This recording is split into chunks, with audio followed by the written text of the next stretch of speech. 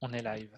Messieurs, dames, bonjour. Eh ben, écoutez, il est 11 heures. On va commencer cette troisième session concernant le linking. On va attendre quelques secondes que tout le monde se connecte. Je vous remercie de vous être inscrits. L'objectif de la journée, c'était en gros de présenter des techniques SEO, marketing, pour faire face aux nouvelles conditions qui vont s'offrir aux entreprises et à la nouvelle concurrence qui va se mettre en place, toujours plus difficile. La thématique que je vais aborder aujourd'hui, elle concerne un des aspects du SEO qui est un des plus efficaces, qui est aussi un des moins connus et un des plus, on va dire, fumeux. Je vais rentrer dans le détail, je l'ai appelé Performance SEO Netlinking, comment faire le caméléon pour performer en SEO. Vous verrez pourquoi j'ai nommé cette conférence comme ça. On attend quelques secondes que les personnes arrivent et puis je vais commencer à dérouler ça dans quelques secondes. Est-ce que vous m'entendez? Est-ce que quelqu'un peut me faire un petit coucou?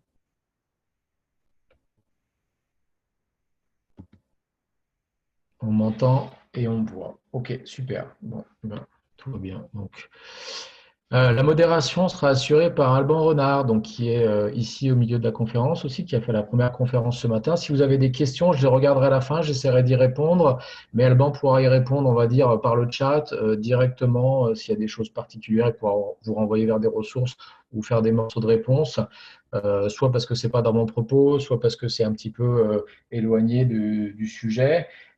Donc, n'hésitez pas à poser des questions et puis à la fin, on essaiera de repasser les questions les plus fréquentes et on verra comment on peut organiser tout ça. Bien, bah, tout d'abord, ce que je vais faire, c'est que je vais vous présenter qui je suis. Alors pour ma part, moi, je suis Jean-François Langy. Je suis le directeur général de Cybercité, un des cofondateurs. Et, euh, et donc, Cybercité, elles vont la présenter tout à l'heure. C'est une société, c'est 130 collaborateurs. À la base, on est une société lyonnaise spécialisée dans tout ce qui est génération de trafic. Notre baseline, c'est More Traffic, More Business. Donc, on intervient pour des sociétés et des collectivités qui veulent développer leur business et leur trafic au travers des moteurs de recherche, des médias sociaux, soit au travers du SEO, soit de techniques publicitaires. On est implanté dans toute la France au travers de 6 agences et on a 130 collaborateurs qui accompagnent nos clients sur des sujets que je viens de citer. Les métiers principaux sur lesquels on intervient, c'est d'une part tout ce qui est stratégie de trafic naturel et payant, donc tout ce qui est SIA, Google Ads, tout ce qui est les grandes plateformes publicitaires, donc Google, Bing, Amazon, Facebook.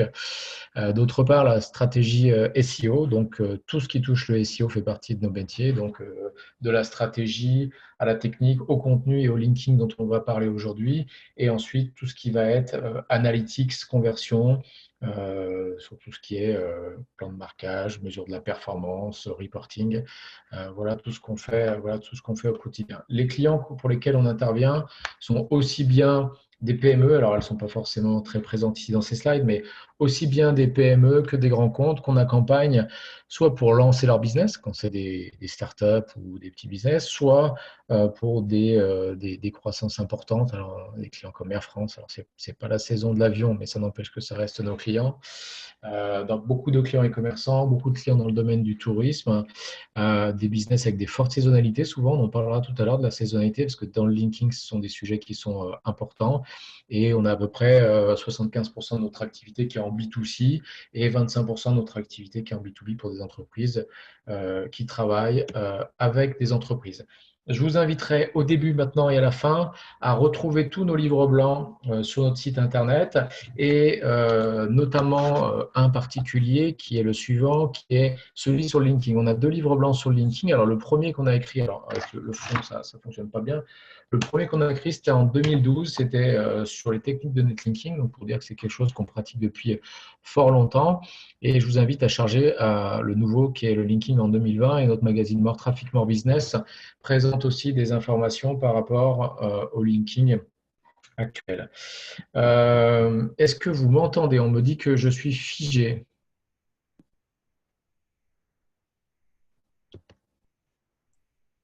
Oui, on t'entend bien, Jean-François. C'est ton Ok, image qui en était en effet un petit peu figée, mais d'accord. les D'accord. slides Ok. défilent bien, on t'entend bien. Ok, très bien. Donc l'idée de la présentation, c'est de faire le caméléon, c'est de se dire, bah, en fait, dans le SEO, il y a différentes techniques que je vais présenter et il y en a une qui est très particulière, qui s'appelle le netlinking, le linking, le backlinking, on appelle ça comme on veut. Et l'idée, c'est de l'utiliser l'air de rien, c'est-à-dire de s'en servir comme un caméléon et faire comme si c'était naturel. Parce que tout à l'heure, Olivier terminait sa conférence en disant eh ben, ne franchissez pas trop les règles, faites en sorte qu'on puisse s'en servir longtemps. Ben là, on pourrait dire la même chose, c'est dire à un moment donné, Google a dû réagir parce que certains abusaient de certaines techniques, j'en parlerai un petit peu après. Là, l'idée, c'est de s'en servir, mais de faire l'air de rien et de faire comme si c'était naturel pour ne pas être pénalisé et donc faire le caméléon avec son bazooka. L'image est magique. Donc, tout d'abord, ce qu'il faut savoir, j'ai perdu mon défilé, c'est que le SEO est un sport très particulier. C'est un SEO, le SEO, c'est un sport de combat.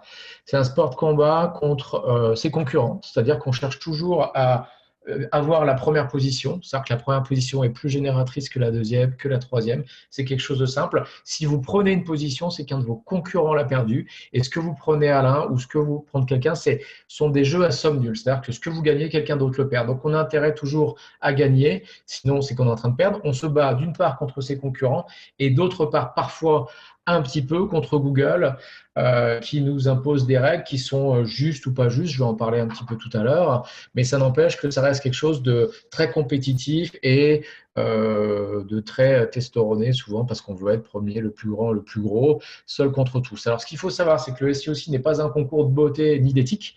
C'est-à-dire qu'il y a des règles. Après, les règles, on en fait ce qu'on en veut, on les respecte, on s'en affranchit. Mais ce qu'il faut savoir, c'est que quand on fait une analyse froide des résultats de Google, on se rend compte que ceux qui sont les premiers ne respectent pas souvent les règles. Alors, qu'est-ce qu'on tire comme conclusion? Que ce n'est pas juste et qu'il ne faut rien faire et qu'un jour la roue tournera peut-être? Ou alors, est-ce qu'il faut agir? C'est plutôt dans ce sens que je vais travailler. Ce qu'il faut aussi savoir, c'est que contrairement à tout ce qu'on entend, tout ce qu'on dit, c'est que le SEO n'est pas mort, la publicité n'a pas remplacé. C'est souvent le levier le plus rentable dans un mix marketing et ça doit être le premier dans une pyramide de trafic, c'est-à-dire que c'est le moins coûteux. Alors, c'est souvent long à mettre en place, c'est souvent douloureux, mais c'est le plus rentable, le plus volumineux.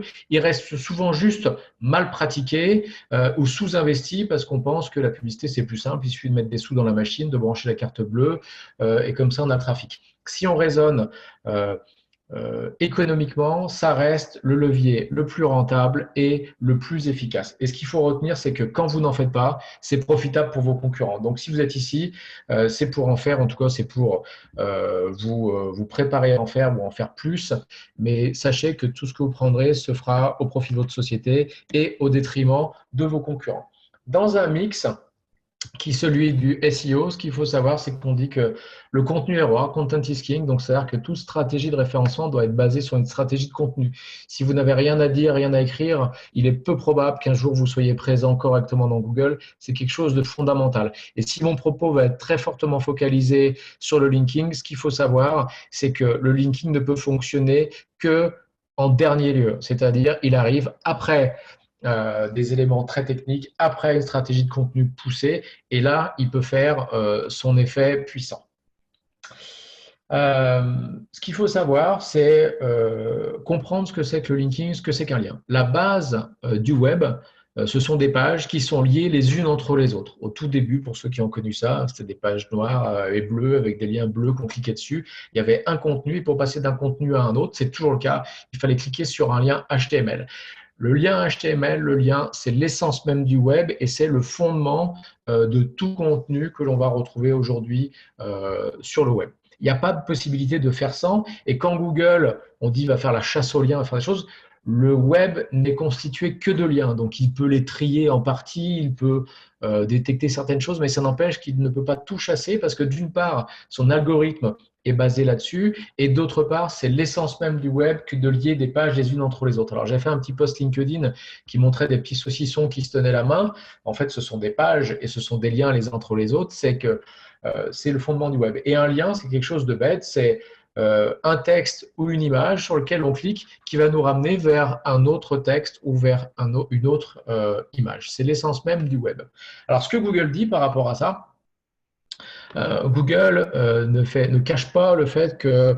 alors, avoir des liens, c'est quand même plutôt positif dans une stratégie de référencement, c'est-à-dire des liens qui vont pointer vers votre site Internet ou vers vos contenus Internet. Alors, ça peut être aussi vers d'autres plateformes, hein. On peut faire monter des pages Amazon avec des liens, hein. Ce n'est pas forcément votre site Internet, mais c'est une page Internet. C'est que le moyen recommandé par Google pour obtenir des liens, c'est de publier un contenu pertinent qui vous permettra naturellement de gagner en popularité. En gros, vos contenus seront récompensés et plus votre site sera utile, plus des liens plus des gens créeront des liens vers votre site. Alors, si vous avez écouté d'autres conférences d'Olivier Andrieux d'Abondance, il explique bien que lui n'a jamais sollicité qui que ce soit pour faire des liens. Il a bien des liens. On est dans un cas particulier, c'est-à-dire qu'on est dans un cas où la production de contenu est le cœur du sujet. Par contre, quand on est e-commerçant et quand on est le 50e marchand de ballons de foot ou de maillots de foot, ben, ce n'est pas évident d'avoir un contenu qui soit récompensé par les internautes en termes de liens. Alors, il y a un petit peu un côté légende, la légende de Kézak là-dedans, c'est à dire faites des contenus fabuleux et naturellement les internautes feront des liens vers vous, mais en fait, la probabilité que ça arrive, elle est quand même relativement modeste. Alors, la question qui se pose, c'est comment émerger quand un contenu existe déjà, c'est-à-dire que si je suis le deuxième, troisième, cinquantième acteur sur un sujet, comment je fais pour émerger? Et puis, quand ce contenu existe déjà pour un autre, est-ce que moi je m'interdis de le faire ou est-ce que je veux attirer ce business-là?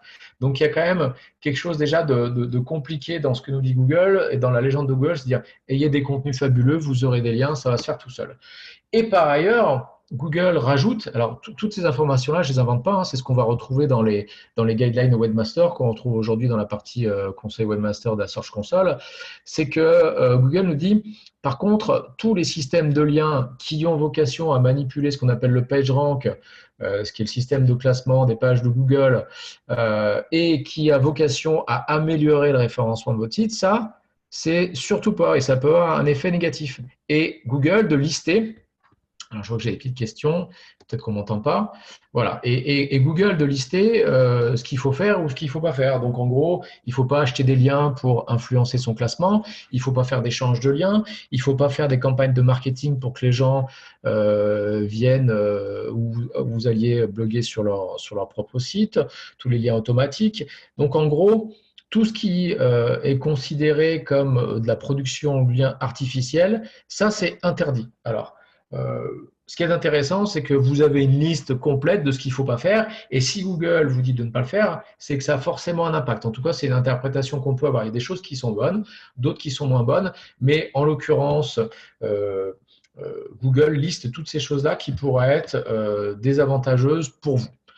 Moi, je trouve que c'est une bonne liste pour commencer de dire, tiens, il nous dit de ne pas faire ça. Pourquoi, s'il était si malin, il ne faudrait pas le faire? C'est une question qu'on s'est souvent posée, qu'on rate souvent, mais voilà. Donc, dans les questions Webmaster, on trouve les vidéos de Matt Cutts, qui sont des vieilles vidéos, mais en gros, les liens sont bénéfiques. Attention, nous arrivons à détecter les liens artificiels qui ne respectent pas les consignes. Mais par contre, si vous avez des contenus fabuleux, les gens, vous aurez de la popularité. Donc, en gros, si vous avez un bon contenu, vous subirez les liens qui viennent à vous et ça suffira à ce que votre site soit correctement visible. Et c'est comme ça que ça se passe chez Google et pas autrement. Et par ailleurs, la couche par-dessus, c'est dire ayez honte si vous-même vous mettez en place des choses de genre, c'est éviter les astuces qui sont destinées à améliorer votre classement sur les moteurs de recherche.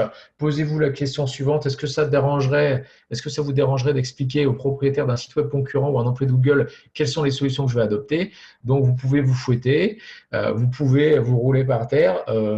Si c'est honteux, c'est pas bien. Posez-vous la question, si les moteurs de recherche n'existaient pas, est-ce que je le ferais? Ben non, je ne le ferais pas parce qu'il n'y aura pas besoin de se positionner sur Google.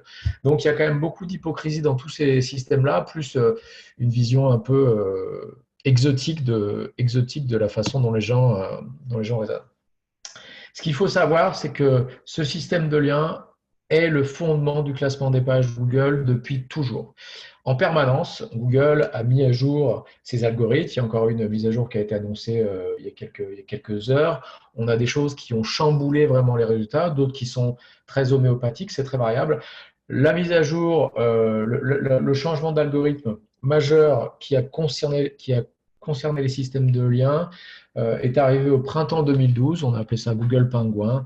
À l'époque, on était sur la multiplication des sites de communiqués de presse. On prenait un contenu, quand je dis on, c'est Internet, hein, je ne parle pas de moi en particulier, mais on prenait un contenu, on faisait du content spinning, on le multipliait par 50, on le mettait sur 50 plateformes, on mettait des liens dedans et on arrivait à faire monter des sites comme ça. À un moment donné, c'était tellement violent, tellement grossier, Google a dit, bon, bah, le système est vraiment percé, je vais changer ce système-là.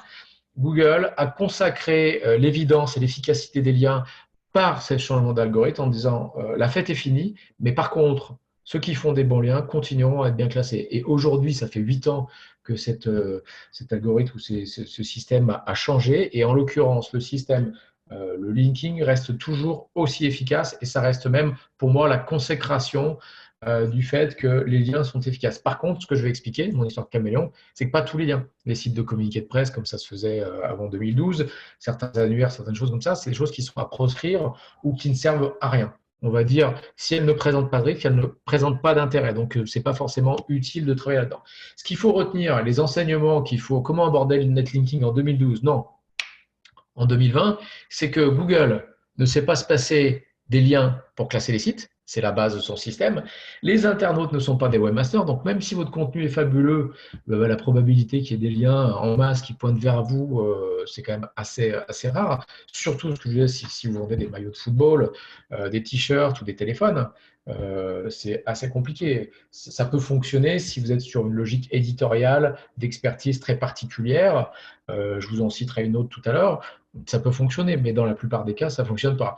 Et tout lien pourrait être considéré comme artificiel parce que quand vous prenez la liste de ce que nous a listé Google tout à l'heure, en gros, savoir si c'est artificiel ou pas artificiel, il faut être extrêmement expert pour comprendre si un lien a été acheté, s'il a été échangé. Alors, échanger, ça peut s'identifier plus facilement, mais si j'ai donné de l'argent à quelqu'un, 10 euros pour qu'il fasse un lien vers mon site, comment ça peut être considéré, naturel ou pas naturel, comment peut ça être artificiel ou pas.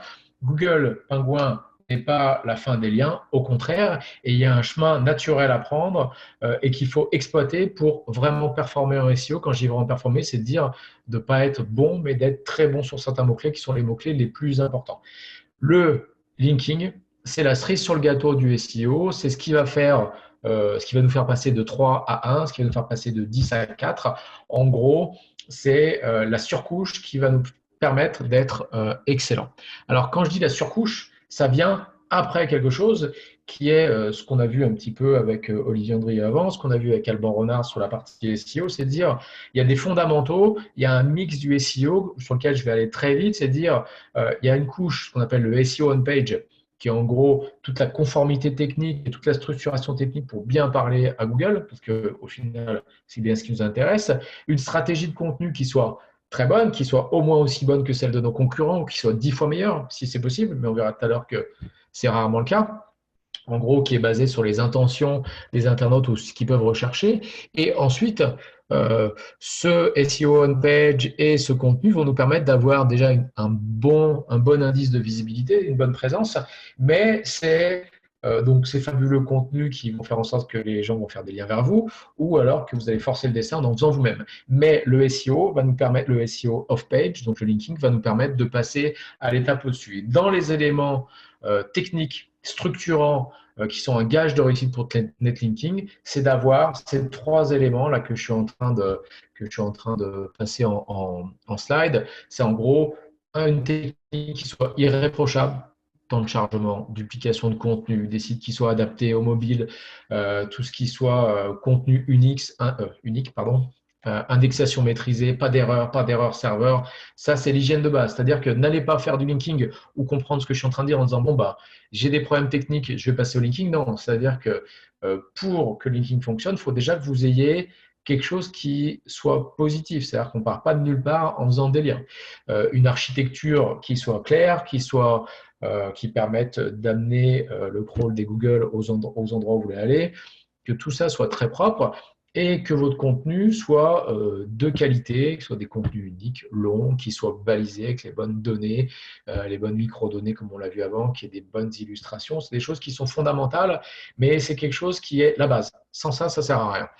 Donc, avant de démarrer son linking, on audite son univers concurrentiel pour savoir si la stratégie est adaptée. On a un socle technique performant qui est important, qui est un facteur de réussite.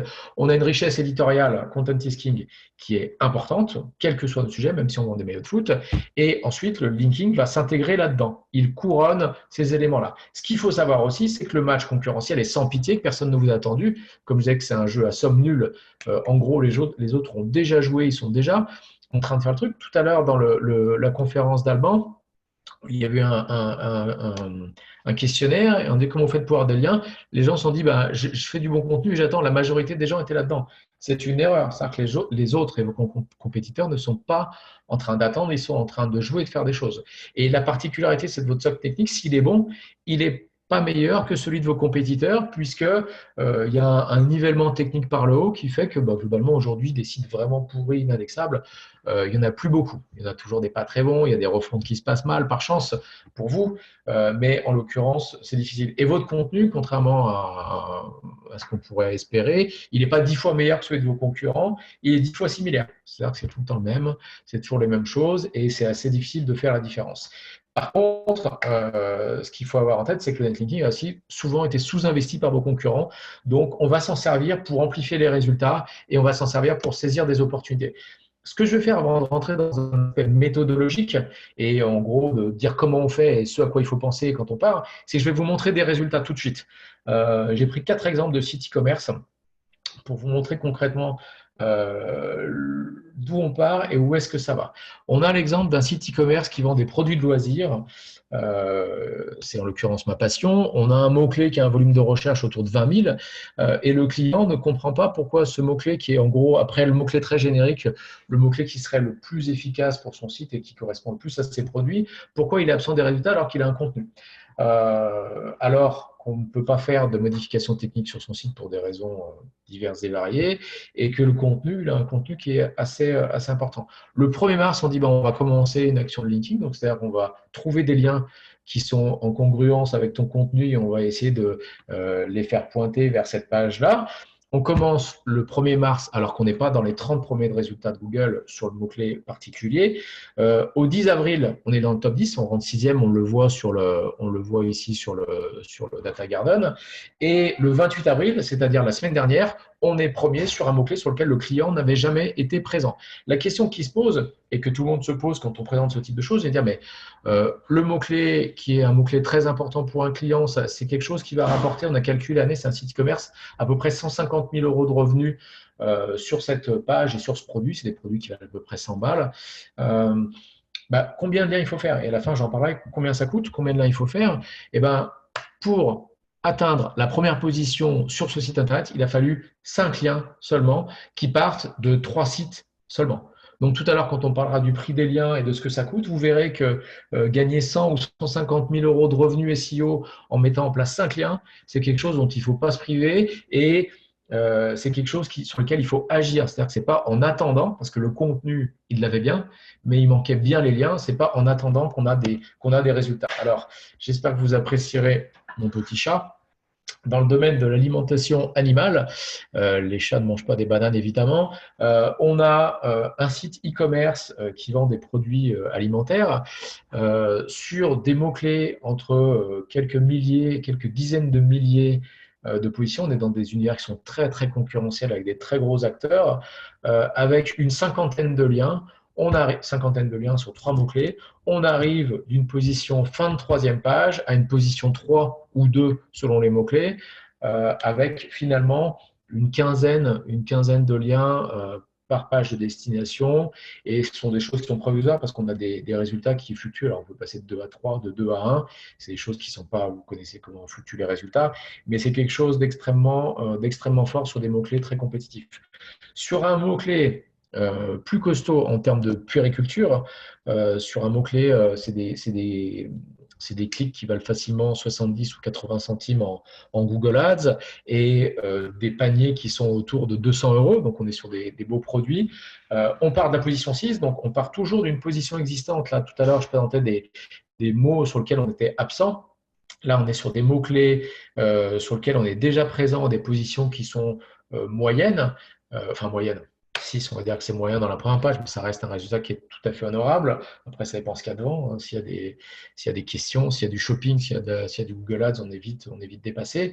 On part de 6 sur le mot-clé principal, de 70 000 requêtes, et on passe premier en mettant quelques dizaines de liens. Quand je dis quelques dizaines de liens, ça doit être 25 liens pour atteindre une première position sur un mot-clé qui est gigantesque. Là, pareil, en termes de revenus, on est sur plusieurs centaines de milliers d'euros de revenus additionnels en faisant quelques dizaines de liens. Et là, je prends un exemple dans le domaine du sport. Alors, on a eu la discussion avec un e-commerçant à Noël en se disant, bon, l'année prochaine, la saison arrive, il y a des mots sur lesquels je lance des produits, je ne suis pas présent, et puis il y en a sur lesquels je ne suis pas suffisamment placé.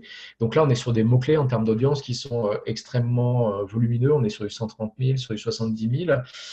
Et là, on a mis en l'occurrence une stratégie sur 60 liens. Donc, pour vous donner un ordre d'idée, parce qu'après tout à l'heure, je reviendrai sur la question de volume. La position de départ sur un mot-clé à 130 000, on est position 6, donc c'est quand même honorable toujours. En faisant une quinzaine de liens, on arrive à la deuxième position. Et sur un mot-clé, le mot-clé 3, qui était hors top 3, qui est un mot-clé très générique, et là, c'est des paniers à plusieurs centaines d'euros. On arrive premier sur le mot-clé, alors même qu'on n'était pas dans le top 30, sans avoir changé le contenu et sans avoir changé la structure technique. La particularité de cet exemple-là, j'espère qu'il m'écoute, c'est que le mot-clé, en l'occurrence, le mot-clé 3, qui était hors du top 30 quand on a commencé, il arrive premier combien le 9 mars, et le 15 mars, ça devient le mot du confinement, un des produits les plus recherchés. Et là, on voit les tendances de recherche, c'est coup double. C'est-à-dire que, on passe moyen au cap de l'audience et en même temps, la situation sanitaire fait que ça devient un produit qui est extrêmement recherché. En gros, avec une quinzaine de liens, on a des dizaines de milliers d'euros de revenus qui arrivent. Donc, la question qui se pose, c'est combien faut-il faire de liens pour ranker. Voilà. Alors là, on a mis des exemples, mots-clés à forte concurrence. La question, c'est il faut démarrer doucement et faire progresser la diffusion des liens pour arriver à des positions. Si on est sur des mots-clés qui sont déjà bien placés, on va le faire de façon plus légère et plus régulière. À chaque mot-clé, sa stratégie et à chaque mot-clé, son contenu. Donc, dans quel cas je dois intervenir et dans quel cas je dois mettre en place une action de linking, quand est-ce qu'il faut l'activer? C'est dans la case best case, c'est-à-dire je suis dans un niveau de mots-clés qui m'assure un volume de trafic qui soit élevé et sur lequel j'ai un potentiel de transaction qui soit relativement fort. Et par ailleurs, dans lequel la concurrence est élevée. Concurrence SEO. Si la concurrence n'est pas élevée, le contenu va suffire, le linking ne sera pas nécessaire. Donc, gros mots-clés, grosse audience, concurrence élevée, il n'y a qu'une solution pour terminer ça, c'est le linking et c'est à ce moment-là qu'il faut l'activer. Donc, la question qui se pose maintenant, je vais juste regarder les questions, voir si est-ce qu'on m'entend. OK. Donc, qu'est-ce qu'un bon lien et comment on fait des liens? C'est une question qu'on nous pose souvent, toujours, parce que c'est des choses qu'on met à grande échelle et il y a beaucoup de… chacun a son point de vue et chacun a sa façon de penser. Ce que c'est qu'un bon lien, un mauvais lien, est-ce que ça va être efficace ou pas? Ce qu'il faut savoir, c'est que tous les liens ne se valent pas. Alors, quand on est sur le web, il y a 1000 façons d'obtenir des liens. Alors, n'oubliez pas, vous avez un contenu fabuleux, donc les gens vont en faire naturellement. Ils vont en faire naturellement comment? Ils vont vous partager ça sur un réseau social, Facebook, Pinterest. Pinterest est une belle source de liens. On va en retrouver un petit peu sur Twitter, on va en retrouver sur LinkedIn. Après, des choses sont indexables, d'autres pas indexables. Et puis, on a vous allez aller commenter sur un blog ou sur un forum pour dire tiens, mon produit il est comme ci, comme ça, tu le retrouves ici. Et puis après, vous avez un blog, vous avez des potes qui ont des blogs. Et puis, évidemment, comme votre contenu est excellent, vous avez des gens qui vont naturellement faire des liens vers votre site internet. Donc ça, c'est quelque chose de très important. Vous avez tout le loisir d'obtenir des liens de différentes choses. Mais par contre, ce qu'il faut savoir, c'est que tout ça ne se vaut pas. Il y a des liens, je parlais tout à l'heure, Pingouin. Aujourd'hui, il ne faut pas aller chercher à s'inscrire dans des annuaires ou alors si vous avez l'annuaire spécialisé dans votre domaine d'activité, je vais dire pourquoi pas, vous en faites un, mais un annuaire qui contient un site de poker, 3 sites de cul et vous mettez là au milieu, c'est quelque chose qu'il faut proscrire. Ça ne sert à rien. Donc, il y a plein de façons de faire des liens, tous ne se valent pas.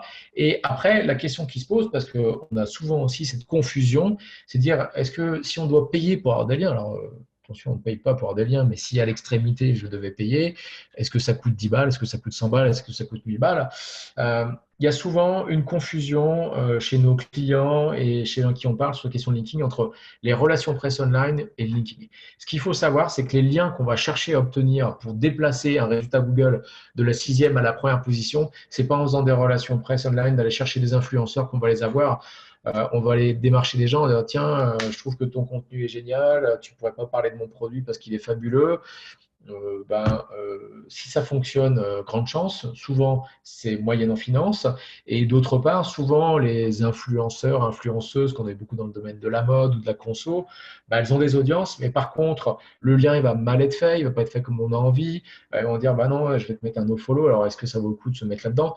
Donc, il y a souvent une confusion sur la typologie des liens, sur la confusion entre linking et relations presse online. Ce qu'il faut savoir, c'est qu'on cherche des liens, on va le voir après, qui sont dans des contenus et qui sont efficaces. Et après, la question, c'est avoir un lien qui part d'un site qui n'est pas très joli, mais qui parle d'un sujet connexe au mien, ou alors me payer un public rédactionnel sur BFM ou dans le Figaro, parce qu'en fait, on peut faire ce type de choses avec des liens premium. J'allais dire, entre acheter un lien à 50, 100, 200, 300 euros, ou s'acheter un public rédactionnel à 3000 euros en espérant, en pensant que l'autorité du domaine du Figaro, alors que vous serez dans un sous-répertoire du répertoire partenaire, le truc caché, honteux, vilain, c'est pas mieux. Et en gros, il vaut mieux s'acheter 30 liens pour 3000 euros que en faire un sur le Figaro ou sur Automoto, parce que l'efficacité en termes de SEO sera jamais aussi bonne. Donc faites attention à ça, ne pas se tromper entre une opération influenceur audience et une opération de linking. C'est pas la même chose, c'est pas le même objectif. Alors comment on construit un portefeuille de liens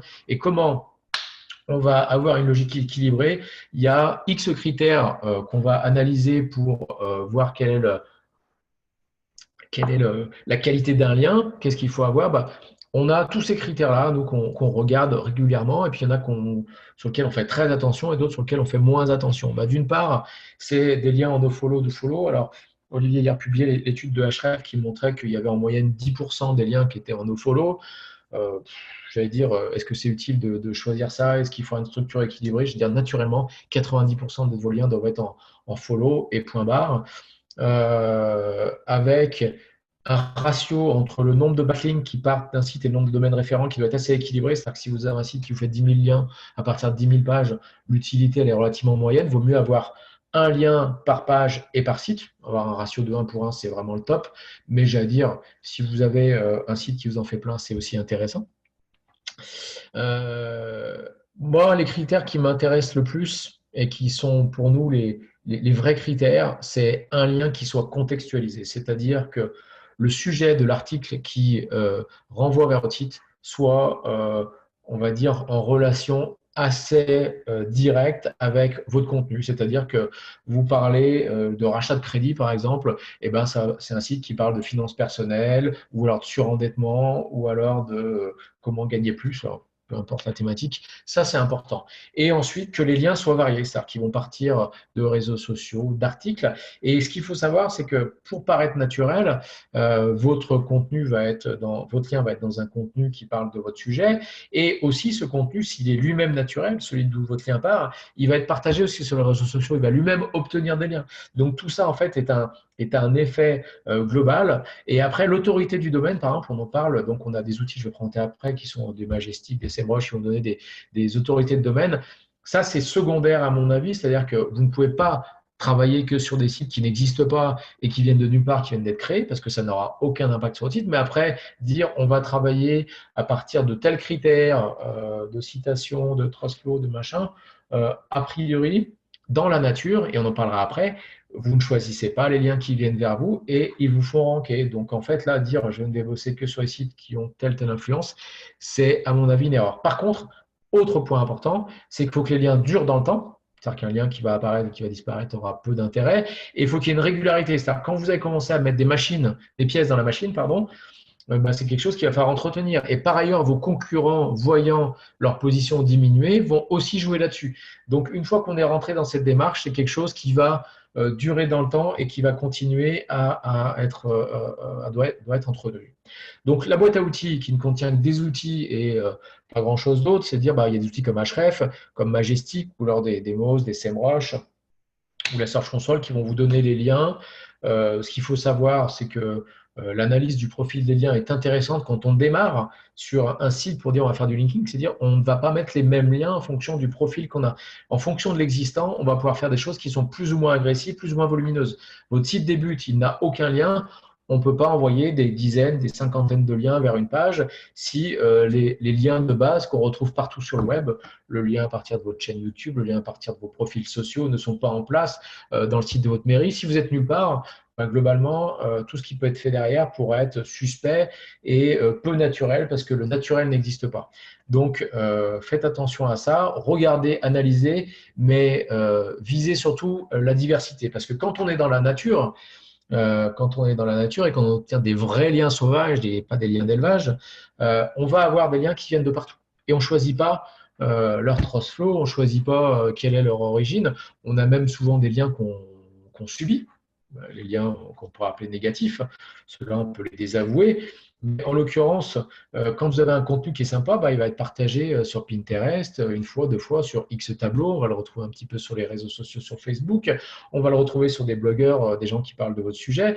J'ai l'exemple en tête là, d'un site d'apiculture sur lequel j'ai regardé hier. Il y a plein de liens qui pointent naturellement au site, mais c'est plein de liens de petites associations apicoles qui elles-mêmes n'ont pas un grand intérêt. Par contre, elles produisent un effet fort de par leur masse qui pointe vers ce site internet-là. Donc, si vous voulez, et puis pareil, aussi beaucoup de partages sur Pinterest, tous ces liens-là, s'ils ne sont pas tous utiles, ils procèdent à un environnement naturel et c'est ce qui fait que le profil de lien, il paraît naturel. Donc, les liens qui tapent et les liens qui vont avoir un impact, ceux qui vont permettre de passer de 6 à 1, comme j'ai montré tout à l'heure, sont des liens qui sont plongés dans le contenu, qui sont variés, qui sont déjà sur un terreau qui a déjà été travaillé et ou en tout cas qui a déjà une base. C'est pas on part de rien parce que sinon ça ne peut pas fonctionner, qui dure dans le temps. Et après, la notion d'autorité du domaine, c'est quelque chose à surveiller, à regarder, mais c'est pas le critère principal à mon sens là-dedans. Donc les bons liens sont plongés dans des bons contenus et ça s'arrête là. Et vous pouvez avoir des liens qui sont dans des sites qui ne sont pas très beaux, versus un publié rédactionnel sur le Figaro ou sur Libération, parce qu'on peut avoir ce type de choses. Je vous garantis qu'il vaut mieux avoir 10 liens dans des petits sites qu'un gros publié rédactionnel avec marqué sponsorisé, avec une balise nofollow sur un titre qui va vous coûter 4 ou 5 000 euros. Ça, c'est une certitude. Les liens externes sur ces sites-là ont un impact direct sur votre positionnement. Donc, quand est-ce qu'il faut agir ? Quand est-ce qu'il faut agir? Alors, je vous ai donné des exemples de résultats. Il faut anticiper. C'est-à-dire que si vous avez une saisonnalité, et la plupart des business, aujourd'hui, ce que je pourrais vous conseiller, c'est que si vous vendez des cartables et que vous voulez être prêt pour le 20 août, sous réserve qu'il y ait une rentrée, évidemment, petite parenthèse, j'ai perdu mon fil avec ma blague. Si vous voulez être présent pour le mois de septembre ou pour Noël, il faut s'y prendre 3 mois, 4 mois à l'avance pour se préparer et pour anticiper la variation que vous allez avoir et le fait que ça puisse ne pas démarrer tout de suite. Donc, ce qu'il faut voir, c'est dire, je veux vendre des choses qui sont à la rentrée, donc au 1er septembre. Je veux être placé sur mes 2, 3, 4, 5 mots-clés prioritaires pour les soldes à la rentrée ou à tel moment. Ce n'est pas un mois avant les soldes qu'on le fait, ou alors c'est dans l'urgence, dans la panique, on va avoir des résultats qui sont mauvais, mais c'est 3 ou 4 mois à l'avance qu'on s'y prend. Donc d'une part, on va auditer le profil de lien pour voir d'où ça part. Regardez ce que font les concurrents, parce qu'il y a peut-être des endroits, comme le disait Alban tout à l'heure, sur lesquels il faut être et sur lesquels vous n'êtes pas. Donc, c'est aussi une façon de les neutraliser, de dire je vais me mettre à l'endroit où sont mes concurrents, dans la mesure où c'est possible, et eux-mêmes donc, ont fait des accords exclusifs. On va élaborer une stratégie de définir quels sont les mots-clés sur lesquels je veux me placer, quelle est la page de destination que je choisis, et attention, un des principaux critères d'échec d'une stratégie linking, c'est que la page soit mal choisie ou que le niveau de concurrence soit intenable. C'est-à-dire que vous voulez être présent devant Wikipédia et devant Amazon sur un mot-clé sur lequel vous êtes dans les 100, passez vos trous, trouvez-en un autre. Donc, on va travailler sur les choses sur lesquelles on est déjà un peu présent, sur lesquelles on a déjà un bon contenu et sur lesquelles on va pouvoir travailler. Ensuite, on va choisir des supports sur lesquels on souhaite publier les liens. Et après, j'expliquerai un petit peu comment ça peut se faire. Il y a plusieurs façons de faire des liens quand on est dans l'artificiel, puisque en fait, vous avez compris que je parlais d'artificiel depuis tout à l'heure. On va choisir des supports de publication. Donc, on va contacter des blogueurs. On va leur dire, bon, ton blog, il est cool. Ils vont dire, bah oui, je sais, mais je ne vais pas faire le lien vers toi. Donc, on va dire, OK, combien c'est?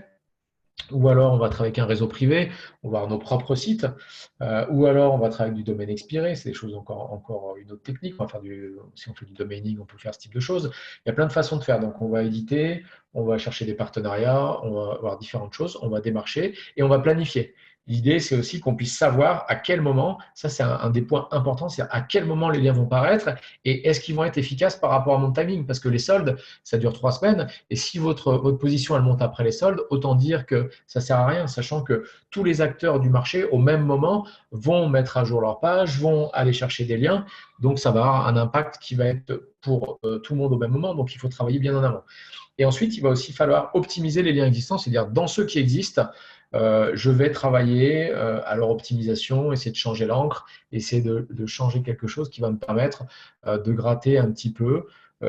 Après, si on revient dans une logique plus naturelle, on va essayer aussi de trouver des contenus originaux sur lesquels on va pouvoir alimenter des sites d'information, des blogs pour publier une tribune ou publier un article qui va nous permettre d'obtenir des liens. Donc, trouver des sujets et des infos pertinentes, les rédiger, les publier et ensuite monitorer avec Data Garden ou avec d'autres outils de contrôle de positionnement comme SEMrush, monitorer vos positions et analyser les résultats et les faire changer.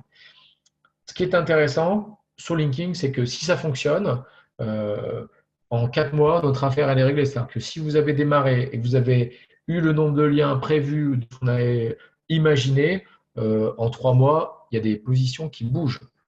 C'est-à-dire que si ça ne bouge pas, c'est qu'il y a un problème technique. Soit le profil de lien pose un problème, soit techniquement vous n'êtes pas au top et vous n'arriverez jamais à monter, soit votre contenu il est naze et il faut faire autre chose. Ensuite, il faut suivre la pérennité des liens et passer dans une phase d'entretien de votre linking. Ça, c'est vraiment important. Quand on a commencé cette démarche-là, on a pris les positions aux concurrents. Les concurrents, ils vont bouger parce qu'ils vont être conseillés par des agences, ils vont être conseillés en interne, ils vont comprendre ce qui se passe. Et aussi déloyal que la technique que vous employez leur paraîtra, ils iront prendre la même en action et ils feront des choses qui sont similaires. Ce qu'il faut savoir, c'est que on ne peut pas s'affranchir de ces techniques et à partir du moment où il y a des marchés sur des mots-clés très concurrentiels dans le domaine de l'automobile ou certains secteurs de l'automobile où tous les acteurs jouent en masse avec alors je vois qu'il y a des questions, je regarde un petit peu. Je regarde, je verrai avec le mental la question, peut-être qu'il me les posera et on verra comment on peut y répondre. Donc, en fait, ce qu'il faut savoir, c'est qu'un bon profil de lien, c'est un profil de lien naturel. C'est-à-dire qu'on va avoir du réseau social de base, on va avoir de l'article dans des blogs, on va avoir des liens sur l'annuaire professionnel, on va avoir des liens à droite, à gauche. Et ça, c'est quelque chose de basique, fondamental qu'il faut savoir travailler, on va dire, à long terme. Et au milieu de ces liens, on va travailler sur des liens qui vont être plus vicieux, qui vont travailler sur une encre de lien, sur un mot-clé particulier, sur une page de destination. Et en fait, c'est tout ça qui va masquer ces liens plus agressifs et un peu plus vicieux qui vont, eux, vous faire monter sur Google. Donc, en gros, on va choisir un ensemble cohérent et sécuritaire aussi, parce que je vous dis, on ne va pas mettre en place des liens si vous n'avez rien et si vous partez de nulle part. Et on va faire ça sur des angles qui sont différents ou variés. Pourquoi je dis naturel et caméléon? C'est que quand vous analysez un profil de backlink d'une quelconque société qui n'a rien fait, mais qui en a eu naturellement, eh ben, la principale encre de lien qu'elle va avoir, c'est le nom de son site ou www.cybercité.fr. Cliquez ici, ça va être une image, ça va être un contenu vide. Et dans la plupart des cas, la moitié des encres de lien sont des encres vides, sont du cliquer ici, voir le site, des choses très basiques. Ça, c'est naturel, ce qu'on appelle des related matches, c'est-à-dire qu'on va avoir dans nos encres de liens une diversité de mots qui contient ou pas le mot qui nous intéresse. Et puis dans quelques-uns, on va avoir le mot exact qui nous intéresse pour se positionner avec des pages qui vont elles-mêmes être très bien optimisées pour le contenu qu'on vise. Donc ça, c'est très important. Un ratio des domaines référents qui soient variés, des sites qui soient variés dans leur thématique, qui soient eux-mêmes pas tous en réseau, parce que par contre, ça c'est facile à détecter. Et donc, il y a une notion de cohérence qui va rentrer en ligne de compte.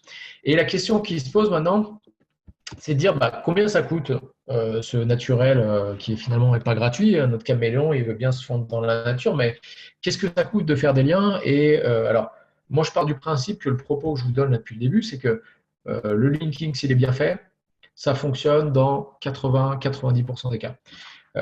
S'il est mal fait, c'est-à-dire on est parti sur une structure technique qui n'était pas suffisamment optimisée, il peut ne pas fonctionner. On part sur un contenu qui n'est pas bon parce que les autres sont 10 fois meilleurs. Ça ne sert à rien de le faire. Gardez votre argent ou gardez votre temps parce que c'est du temps perdu.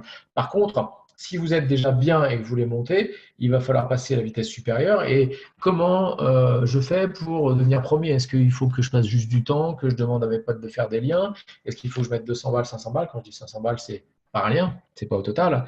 C'est dire combien ça coûte un lien aujourd'hui. Ce qu'il faut savoir, c'est que entre les liens que vous allez générer naturellement, les meilleurs, et ceux que vous allez acheter, ou même le temps que vous allez passer à chercher des liens, ça coûte plusieurs centaines d'euros de faire un lien.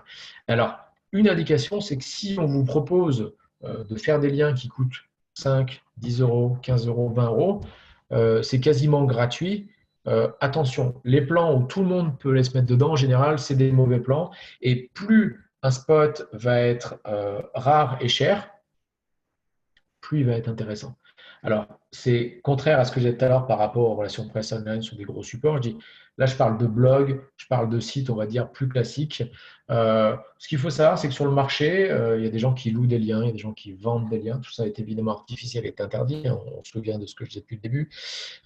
Mais un lien, ça va coûter 50, 100, 150, 200, 300 euros. Quand on est au-dessus, c'est qu'on est sur des choses qui deviennent vraiment coûteuses. Et après, le gain additionnel de ces euros en plus, il n'est pas très fort. Je préfère avoir 10 liens à 200 euros qu'un lien à 2000 euros. C'est ce que je disais tout à l'heure. Même si le site a une belle autorité, qu'il y a des belles choses, c'est important d'avoir ça en tête. Donc, tout ça a un coût qui peut être relativement élevé, mais si on reprend les exemples que j'ai donnés tout à l'heure, c'était 5 liens, imaginons que mes 5 liens m'aient coûté 200 euros, ça fait 1000 euros pour les 5 liens, imaginons que ça soit ça. Pour passer de nulle part à premier, c'est 1000 euros, et le revenu à l'année, c'est entre 100 et 150 000 euros, on a un ROI de 100. C'est-à-dire que j'ai mis 1 et je récupère 100.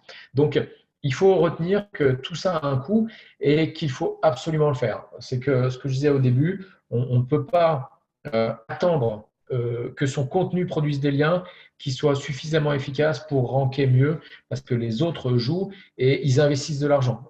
Il y a des sociétés qui investissent des centaines de milliers d'euros pour se placer sur des mots-clés très compétitifs.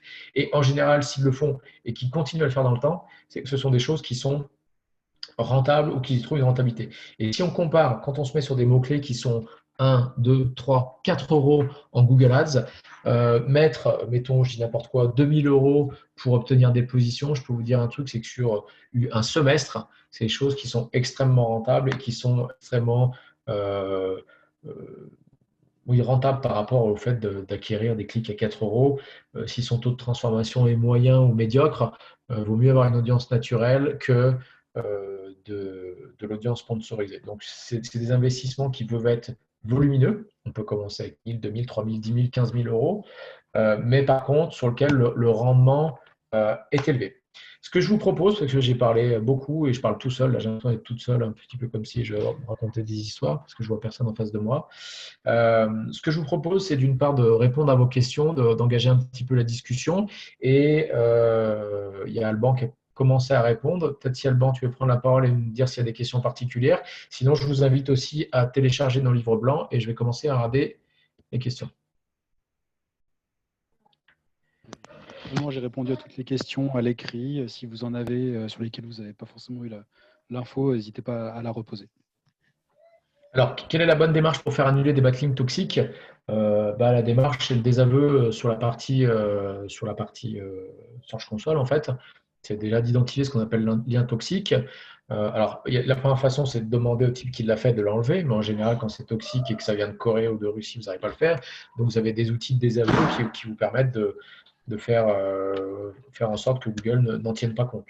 Voilà. Après, ce qu'on considère aujourd'hui, c'est que Google ne tient pas compte des liens qui sont inutiles. Alors, c'est ce que dit Google et c'est ce qu'on peut considérer. Aujourd'hui, il y a moins de systèmes de pénalité. On ne voit plus ce qu'il y avait avant. C'est-à-dire que Google ne tient plus compte de certaines choses. Il faut vraiment faire des choses vraiment, vraiment vilaines pour se retrouver dans un système de pénalité. Le sujet des communiqués de presse SEO, c'est quelque chose dont on n'entend plus parler. Ça, c'est tellement 2011. Donc là, typiquement, il s'était développé un grand nombre de sites de communiqués de presse qui n'étaient ni des sites de communiqués ni de presse. C'est en gros, c'est des contenus qui étaient dupliqués, qui permettaient d'obtenir des liens, souvent sur des noms de domaine expirés. Ça, c'est des choses qu'il faut proscrire. Il y a des sites qui permettent de diffuser des communiqués de presse. Je vous en donner un, par exemple, c'est NewsEcho. C'est des sites qui ont toujours permis à des journalistes de recevoir des communiqués de presse. Il faut être inscrit en tant qu'entreprise. Dedans, on peut avoir un lien. Mais par contre, le site de communiqué de presse à l'ancienne, aujourd'hui, ça ne se voit plus trop. Et si on vous parle de ça, il doit y en avoir un dans votre portefeuille. Voilà, pas deux, pas plus. Quels sont les moyens pour que Google ne s'aperçoive pas que ces liens sont payés? Et ben simplement, sauf à marquer que dans votre balise, vous mettez que c'est un lien sponsorisé. Je ne vois pas comment Google peut savoir que vous avez donné de l'argent pour que je fasse un lien vers votre site. Enfin, c'est assez, sauf à ce que votre voisin le dise à Google, mais encore faut-il qu'il y en ait la preuve. Donc, si vous voulez détecter un lien payant, c'est pas facile. Et ce que je disais au début, c'est que le lien, c'est l'essence même du web. Et un blogueur qui écrit des trucs, il fait des liens vers ses potes, il fait des liens vers d'autres sites, ce qui lui a plu, ce qu'il a vu à la télé. Donc, c'est assez délicat. Un des trucs que je n'ai pas dit, c'est que j'ai opposé un petit peu Relations Presse Online et Linking. C'est des choses qui vont ensemble. C'est-à-dire que ce sont deux objectifs différents. Il y en a un, c'est un objectif de communication et d'influence. L'autre, c'est un objectif de ranking. Si vous avez de la télé qui parle de vous, si vous passez dans la presse naturellement, eh ben vous allez avoir des gens qui naturellement vont faire des contenus qui parlent de vous. J'ai eu cet article-là sur cette boîte qui est fabuleuse, ils vont faire un lien. Ça, c'est des liens qui, en termes de ranking, ne sont pas forcément extrêmement efficaces et qui, par contre, vont engendrer des choses et vont neutraliser votre profil de lien sur ceux qui sont plus agressifs. Donc, ces deux choses-là sont très complémentaires. Alors oui, évidemment, personne ne va utiliser la balise sponsorisée. Quel intérêt pour Google d'avoir mis en place cela? C'est ce que je disais au début, c'est est-ce que vous pensez que Google va faire passer des interrogatoires pour dire aux gens, bon alors explique-nous ce que tu as fait pour tromper les moteurs de recherche, explique-le à tes concurrents. En fait, on est souvent dans un système qui est un peu hypocrite, c'est de dire oui, les liens, c'est bien. C'est Google qui a inventé la balise nofollow il y a 15 ans. Hein. Tout ça à son profit. Aujourd'hui, ils veulent changer les systèmes, ils veulent détruire les systèmes de cookies à leur profit aussi. Ce qu'il faut savoir, c'est que Google travaille toujours à son profit, c'est la moindre des choses. Donc voilà, c'est pas. Vous n'êtes pas obligé de mettre que c'est des balises qui sont sponsorisées, vous n'êtes pas obligé de le mettre. Après, il y a une notion légale. Les règles de Google, ce qu'il faut savoir, c'est que Google n'édicte pas la loi en France, pas encore. Donc, les guidelines, il faut les connaître, il faut les suivre. Vous mettez du côté que vous voulez de la ligne jaune. Tout à l'heure, Olivier parlait de ligne jaune. Vous mettez du côté que vous voulez, mais il faut suivre cette ligne-là. Il ne faut pas s'en éloigner. Parce que sinon, si vous déconnez sur les volumes, sur différentes choses, à un moment donné, on se fait rattraper par la patrouille. Il n'y a pas de doute. Mais par contre, il ne faut pas prendre ça comme une loi. Il ne faut pas se dire. J'entends beaucoup, en fait. Je lis beaucoup sur les médias sociaux, notamment sur LinkedIn, j'ai entendu ça en début d'année, que c'était fini le temps des magouilles, des techniques SEO pas propres, blablabla. C'est ce que je disais au début en fait. C'est que le SEO, c'est un sport de combat qui est très réaliste, c'est-à-dire qu'il faut utiliser des techniques qui sont à votre disposition et le contenu, aussi fort, aussi bon soit-il, ne peut pas suffire tout seul. Donc ça, c'est vraiment quelque chose qu'il faut avoir en tête. C'est que tout ça est extrêmement efficace et si vous ne le faites pas, vous le laissez faire à vos concurrents. Donc il faut jouer avec les armes qu'on a, surtout dans la période qui s'ouvre. Donc ce n'est pas pertinent de payer pour avoir des liens. Ben, moi je dis ici c'est pertinent parce que si vous espérez avoir des liens naturels, ben, il va falloir vraiment que vous fassiez des contenus de ouf tous les jours. CF, ce que je citais d'Olivier Andrieux, tous les jours il y a un contenu, tous les jours il y a un contenu de fond, il est journaliste, c'est son travail, et oui, ça engendre des liens, mais j'allais dire, vous qui vendez des maillots de foot, ben, le coût pour faire des contenus qui soient vraiment pertinents versus le rendement que vous allez avoir, il est quand même relativement modeste, donc il vaut mieux payer 50, 100, 200, 300 euros pour avoir un lien, que d'écrire 100 contenus ces contenus-là, eux-mêmes, ne généreront pas d'audience parce qu'ils ne produiront pas beaucoup de liens.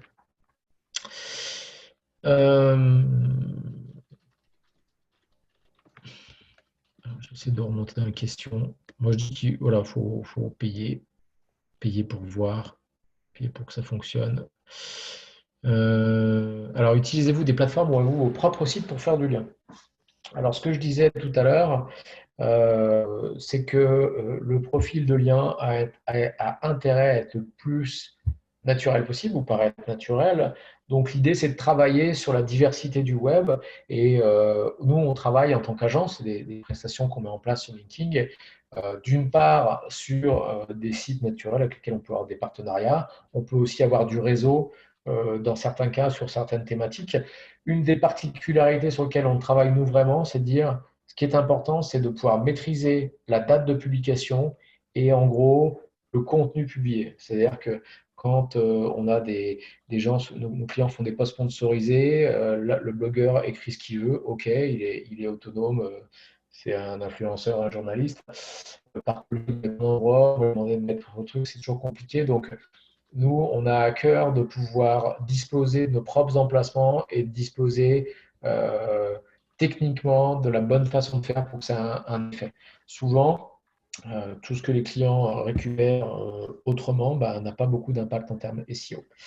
Alors, quelle est la limite entre du référencement bien crado et du semi-propre? C'est un petit peu ce que je décris, c'est-à-dire qu'au final, Olivier parle de lien de Goret, quelque chose comme ça. La première chose qui compte, c'est le résultat attendu, espéré et sa pérennité. Et la seule chose qui doit compter dans ce qu'on met en place, c'est est-ce que ça me permet d'atteindre le résultat que je veux atteindre? Et d'une part, est-ce que ça me permet de durer? Parce que si ça dure un mois, autant dire qu'il vaut mieux pas le faire. C'est dommage. Donc, il faut trouver des techniques qui soient équilibrées et du semi-crado, en fait, ça reste dans un contexte où, ce que je disais, il faut avoir une structure technique qui soit propre, il faut avoir un contenu qui soit fabuleux et les liens vont venir avec et on les pousse un petit peu, on les aide en payant quelqu'un ou en faisant des articles sur un réseau, mais ça fonctionne. Donc, il n'y a pas de question de crado pour un crado, c'est-à-dire que votre contenu doit être cool pour les internautes et doit leur apporter une valeur ajoutée. Et si vous voulez vendre des maillots de foot, il faut que votre contenu, votre site soit cool. Donc, la question de la technique à proprement parler de ce qui a amené le positionnement, l'internaute ne la voit pas et il y a juste à s'assurer qu'elle soit pérenne. Ça, c'est important. Donc, est-ce qu'il faut que les liens soient payants? Non, il faut que vous ayez des liens, point barre, et qui pointent vers la page qui vous intéresse, et que si possible, dans l'encre, ça contienne le mot qui vous intéresse. Ça, c'est les choses les plus importantes. Payer, pas payer. Il n'y a que vous qui le saurez, et votre carte bleue, et puis éventuellement celui que vous avez rémunéré. Dans tous les cas, nous, c'est des choses qu'on met en équilibre. On essaye de trouver une stratégie qui soit équilibrée pour, d'une part, avoir des liens au temps donné. Et le fait de ne pas payer, par exemple, ça ne garantit pas la date de publication ou la saisonnalité que j'ai exprimée tout à l'heure. C'est de dire, voilà, si je veux vraiment être présent pour Noël, si je veux vraiment être présent pour les soldes, il faut que mes liens apparaissent à ce moment-là. Et la difficulté, c'est qu'ils n'apparaissent pas tous le même jour, tous en même temps, mais qu'ils soient diffusés sur une période d'entretien. C'est ce qu'on a vu tout à l'heure dans mes slides. Il faut avoir ça en tête. C'est d'une part la régularité, d'autre part la pérennité. Il faut que ça paraisse naturel. Mon idée de caméléon, c'est celle-ci, c'est le bazooka, c'est de dire, c'est ce qui vous permet d'avoir des résultats qui sont extrêmement forts, mais en paraissant le plus naturel possible et en regardant aussi ce que font les autres. C'est-à-dire que souvent, et c'est les exemples que j'ai donnés, c'est pas 100 liens, c'est pas 200 liens, c'est pas 300 liens, c'est 2, 3, 4, 5, 10, 15, 20 liens. Donc, si vous voulez, c'est pas là. Quand des sites en reçoivent 200, 300, 400, rajouter 3, 4, 5 liens vers une page, ça ne change pas la nature du portefeuille, ça la dénature pas. Par contre, ça permet d'avoir un résultat sur un mot-clé de façon très particulière et de façon très efficace. Est-ce qu'il y a d'autres questions? Alors, ce que je vous propose pour terminer, c'est si vous avez des questions, n'hésitez pas à me faire passer par email. Je vais vous passer mon email dans le chat pour ceux que ça intéresse. N'hésitez pas à charger nos livres blancs. Alors, le More Traffic, More Business qui parle des stratégies SEO, il parle de linking, mais aussi de publicité, d'analytics. Plus, on a notre livre blanc sur le linking et le livre blanc sur relations presse digitale versus linking, comment les concilier. Voilà. Donc, merci de m'avoir écouté. Je suis à votre disposition si vous avez des questions, encore quelques secondes. N'hésitez pas à charger nos livres blancs. On va faire une pause là à midi et ensuite, il y a Plaisy qui, à 13h, va reprendre le micro pour parler des contenus B2B qui cartonnent. Et donc, je vous invite à continuer cet après-midi avec ces sujets-là, ou alors du SEO local avec Uberal, de l'email marketing, ou du social media B2B ou B2C avec Sylvain Tillon et Audrey Magnoli pour cet après-midi. Merci beaucoup de m'avoir écouté. Bon après-midi, bon téléchargement et à très bientôt ici ou ailleurs.